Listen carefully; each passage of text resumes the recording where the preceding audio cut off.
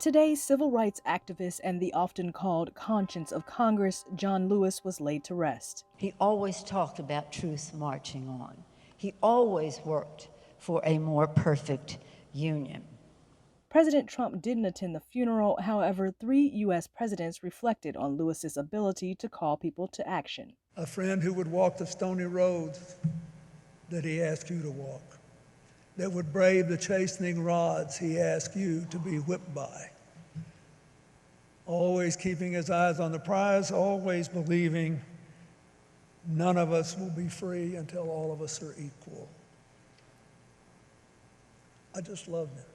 John and I had our disagreements, of course. But in the America John Lewis fought for, and the America I believe in, differences of opinion are inevitable elements and evidence of democracy in action. It was President Barack Obama who reminded the crowd of the moment Lewis and hundreds of other civil rights demonstrators were met with violence crossing the Edmund Pettus Bridge in Selma, Alabama in 1965. Their bones were cracked by billy clubs, their eyes and lungs choked with tear gas. They knelt to pray, which made their heads easier targets.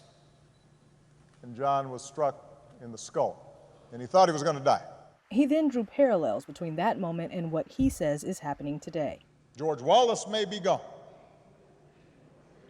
but we can witness our federal government sending agents to use tear gas and batons against peaceful demonstrators.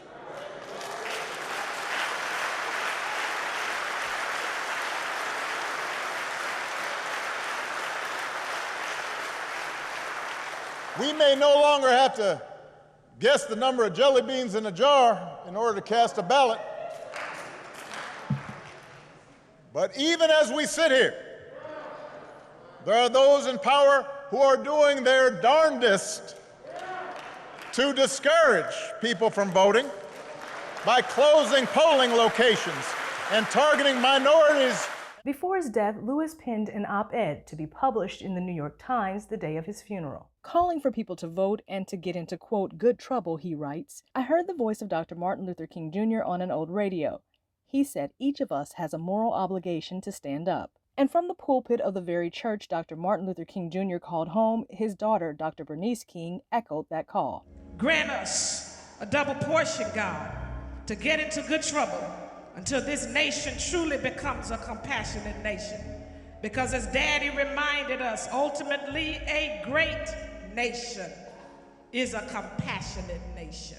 Amber Strong, Newsy, Northern Virginia.